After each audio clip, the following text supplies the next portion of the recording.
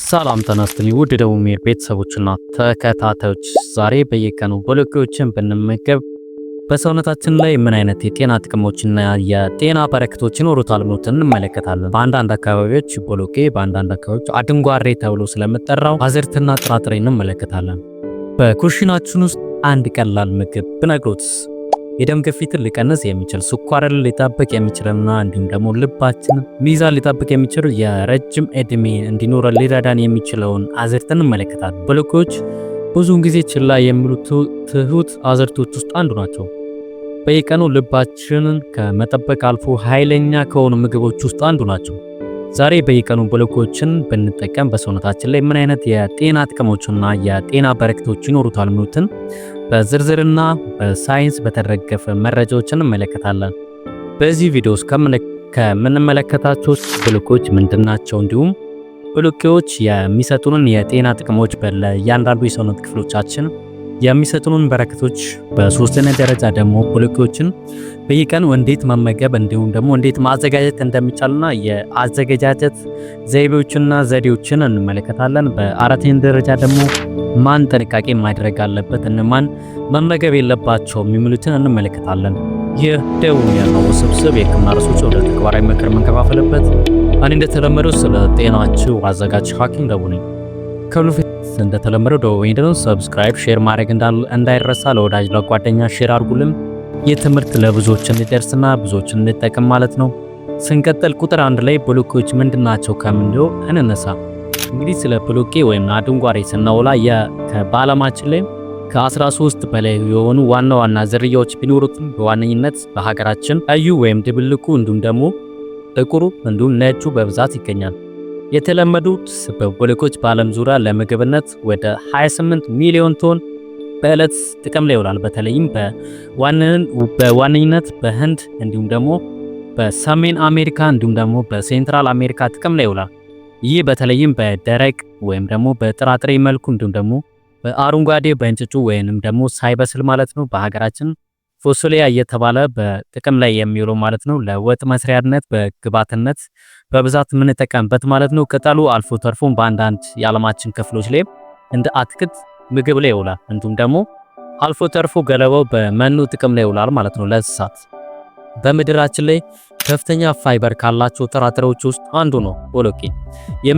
በሚከተሉት ንጥረ ምግቦች የበለጸገ ነው። ንጥረ ነገሮች የበለጸገ ነው። ከነዚህ ንጥረ ነገሮች ውስጥ የመጀመሪያው የእጽዋት ፕሮቲን በከፍተኛ ደረጃ እንዲሁም ብረት፣ ፎሌት፣ ፖታሺየም፣ ማግኒዚየም፣ አንቲኦክሲዳንት እንዲሁም ደግሞ ተከላካይ የሆኑ የአንጀትን ጤና የሚጠብቁትን ካርቦሃይድሬት በውስጡ ይዛል።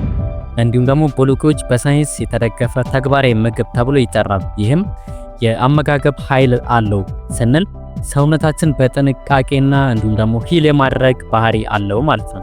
ሁለተኛ የቦለቄ የጤና በረከቶችን ስንመለከት አንደኛነት ላይ የምናገኘው የልብ ጤናን መጠበቅ ነው። የልባችን ጤና እንዴት በምን አይነት መልኩ ይጠብቃል ሲባል ቦለቄ መመገብ የሚከተሉትን ጥቅሞች ሊሰጠን ይችላል። የመጀመሪያው የመጥፎ ኮሌስትሮልን ወይም ደግሞ ኤልዲኤልን መቀነስ ማስተካከል፣ ባላንስ ማለት የደም ስሮችን ተለዋዋጭነት ወይም ደግሞ ፍሌክሲቢሊቲና የደም ዝውውርን ማስተካከል፣ የደም ግፊትን መቀነስ፣ ስትሮክ አደጋን መቀነስ ይገኙበታል። እንዴትና በምን አይነት መልኩ ይሰራል ሲባል በጣም ከፍተኛ የሆነ ማሚ ፋይበር በውስጡ ይዛል ቦለቄ። ይህም የኮሌስትሮልን ከደም ውስጥ የማጽዳት ስራን ይሰራል ማለት ነው። የሃርቫርድ ጥናት እንዳመላከተው ከሆነ በሳምንት ከ4 እስከ 5 ጊዜ ቦለቄዎችን መመገብ የልብ በሽታ ተጋላጭነትን በ22% ይቀንሳል። ሁለተኛው የሚሰጠን የጤና ጥቅም ቦለቄዎች ወይም ደግሞ አድንጓሬዎችና የአዝርዕቶች ፍራፍሬዎች የደም ስኳር ቁጥጥር ነው። ይህም የደም ስኳር ቁጥጥር ሲባል ለስኳር በሽታ ተስማሚ ነው። ቦለቄ ስኳር በጣም ዝቅተኛ በስኳር ይዘቱ እጅግ በጣም ዝቅተኛ የሆነ ይዘት አለው። ድንገተኛ ማሚ እንዲሁም ደግሞ ድንገተኛ የሚፈጠረውን የስኳር መዋዠቅን ባላንስ የማድረግ ባህሪ አለው። በተለይ ዕለታዊ ጥቅሞቹን የተሻለ የደም ስኳር ቁጥጥር፣ የረሃብ ስሜት መቀነስ እንዲሁም ደግሞ በስኳር ህመምተኞች ላይ የሚታየውን HbA1c የተባለውን ንጥረ ነገር በከፍተኛ ደረጃ የመቀነስ ስራን ይሰራል። የሆድ ስብ ክብችትን በከፍተኛ ደረጃ ይቀንሳል። ጥናቶች እንደሚያሳዩት ከሆነ ቦለቄን በየቀኑ መመገብ አንዳንድ መድኃኒቶች የሚሰጡትን ጥቅሞች በአጠቃላይ ሊሰጥ እንደሚችል በውጤታማነት መልኩ ሊቀየርና የሰውነታችንን እንዲሁም ደግሞ የዲኤምኢ ወይም ደግሞ የዲያቤቲክ ሜላተስን ባላንስ የማድረግ የዲያቤቲክ ማለት ላይ የሚታየው ኢንሱሊን ሬዚስታንስን እንደሚከላከል ያሳያል ማለት ነው። ሶስተኛ ክብደት መቀነስና የወር ስብ መቀነስ ነው። ቦሎቄዎች ለሰዓታት የጥጋብ ስሜት እንዲሰማንና እንዲሁም ደግሞ ተጨማሪ ምግብ እንዳያስፈልገን በያዘው በውስጥ ያለው ከፍተኛ ፋይበር ይህን ስራ ይሰራል ማለት ነው። ከፍተኛ ፕሮቲን፣ ከፍተኛ ፋይበር የምግብ ፍላጎትን ይቀንሳል ማለት ነው። የምግብ መፈጨት ወቅት ተጨማሪ ካሎሪ ያቃጥላል። በዚህም የተነሳ የክብደት መቀነስ ስራን ይሰራል ማለት ነው። የዕለታዊ ፍጆታ ተፈጥሯዊ ስብ ማቃጠል ስራዎችን ይደግፋል። አራተኛ የአንጀት ጤናንና የምግብ መፈጨት ስራዎችን ይሰራል።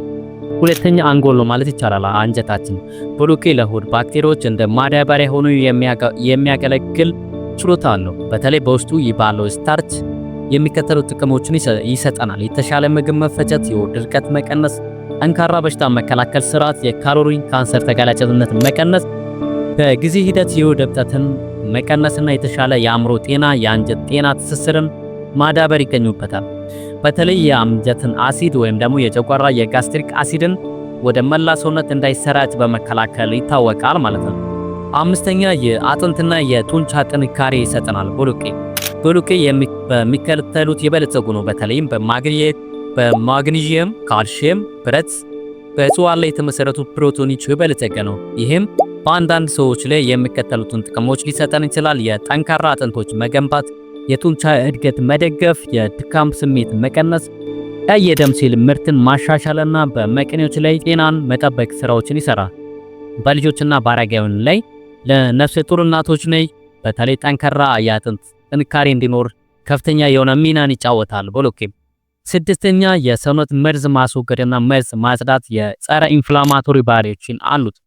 ቦሎቄ የሚከተሉት አንቲኦክሲዳንቶች የተሞሉ ናቸው። እብጠትን ይዋጋል፣ የጉበት ሴሎችን ይከላከላል፣ የሜታቦሊዝምን ያሻሽላል፣ እርጅና ፍጥነትን ይቀንሳል፣ የካንሰር ተጋላጭነትን ይቀንሳል። ፀረ አንቲኦክሲዳንትነት ባህሪ በቤታ ካሮቲኖች ባለው የውስጡ ይዘት ማለት ነው ተመሳሳይ የሆነ የፔሪፊሮች ጋር ተመሳሳይ የሆነ ጥቅሞችን ይሰጠናል። በተለይም በኢትዮጵያውያን በርካሽ የሚገኝ ግን በጣም ከፍተኛ የሆነ ጥቅም የሚሰጠን የመርዝ ማጽዳና የሰውነት እንዲሁም ደግሞ የሊቨር ዲዚዝ በማስወገድ ይታወቃል ማለት ነው። ሰባተኛ የሆርሞን ሚዛን ነው። የሆርሞን ሚዛን በሴቶችና በወንዶች ላይ ብለን ከፋፍለን ማየት እንችላለን። በተለይ በሴቶች ላይ የማረጥ ምልክቶችን መቀነስ፣ የሆርሞን እንዲሁም ደግሞ የብጉርን መቀነስ፣ በፊታችን ላይ የሚፈጠረውን በሴቶች ላይ የሚፈጠሩን አላስፈላጊ ጠባሳዎችን ከፊት ላይ የማጽዳት፣ የመራባት ድጋፍን ወይም ደግሞ የሴቶች እንቁላል መራቢያዎችን ማብዛት ስራዎችን ይሰራል። በወንዶች ላይ በሌላ በኩል የተሻሻለ ኢንሱሊን ስሜታዊነትን ማሻሻል፣ የተሻለ የቴስቶስትሮን ቁጥጥር መጨመር፣ እንዲሁም ደግሞ በሰውነት መቆጣትን መቀነስ፣ የተመጣጠነ ሆርሞን የተመጣጠነ ህይወትን ይሰጠናል በወንዶች ላይ። ስምንተኛ ቦሎቄን በየቀኑ መመገብ እንዲሁም ደግሞ እንዴት ማዘጋጀት ይቻላል ሲባል በተለይ መልኩ ማዘጋጀት ይቻላል። የመጀመሪያው በነጭ ሽንኩርት እንዲሁም ደግሞ ከእርድ ጋር በመጥበስ በተለያዩ ዓለማት ክፍሎች ላይ በጥብስ መልክ ይጠቀማሉ። እንዲሁም በተለመደ በሀገራችን ደግሞ በሾርባ መልክ መጠቀም ይቻላል።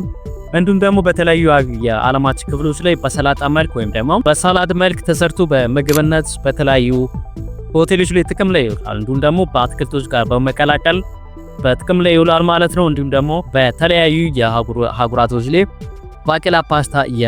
ባቄላ ፓስታዎች ከሚባሉት ፓስታ እንዲሁም ደግሞ የፓስታ ስሪቶች ውስጥ አንዱ ነው። እንዲሁም ደግሞ አንዳንድ አካባቢዎች ላይ ክብደት ለሚቀንሱ ሰዎች የክብደት አዘጋጀት ስርዓት በቀን አንድ ጭልፋን በመጠቀም ክብደትን ማመጣጠን ይቻላል ማለት ነው። ከፍተኛ የሆነ ፕሮቲን ይዘቱ የስጋ አማራጭ ነው ማለት ነው። ዘጠነኛ ከቦሎቄ ማን ጥንቃቄ ማድረግ አለበት? እነማን መራቅ አለባቸው? ቦሎቄን ከመጠቀም ሲባል የአንጀት ባክቴሪያ ወይም ደግሞ ከአንጀት ጋር በተያያዘ የሚሰቃዩ ወይም ደግሞ ከኮሎን ካንሰር ጋር በተያያዘ ችግር ላለባቸው ሰዎች በብዛት አይመከርም። እንዲሁም ደግሞ የቦሎቄ አለርጂ ላለባቸው ሰዎች አለርጂ ካለባቸው በብዛት መጠቀሙ አይመከርም። የሆድ እብጠት ላለባቸው ሰዎች ማለት ነው። ወይም ደግሞ በአሳይተስ ለሚቸገሩ ሰዎች ቀስ በቀስ መመገብ መጀመርን እንጂ በአንዴ ብዙ መመገብ አይመከርም ማለት ነው። የምግብ መፈጨት ስርዓትን ለመጨመር ሲባል በቂ ውሃ መጠጣት፣ ቦሎቄውን ከተመገብን በኋላ በቂ ውሃ መጠጣቱ እጅግ ወሳኝ ነው ማለት ነው። በስተመጨረሻውም ደቡብ ሀክ ስለ ቦሎቄ ምን ይላል ሲባል በየቀኑ ቦሎቄዎችን መመገብ በቀላል ሊመስል ይችላል፣ ነገር ግን ሰውነትን ከውስጥ ወደ ውጭ ሊለውጥ የሚችል ልብን፣ የአንጀት ጤናን እንዲሁም ደግሞ የሆርሞን ሚዛንን የሚጠብቅ ነው። ስለዚህ ስለ ቦለቄ አዲስ መረጃ ካገኙ ደቡብ ሜድን ሰብስክራይብ፣ ሼር ማድረግ እንዳይረሳ። ለወዳጅ ለጓደኛ ይህ ትምህርት እንዲደርስ ሼር አድርጉልን። መልካም ጊዜ፣ መልካም ቆይታ። እናመሰግናለን።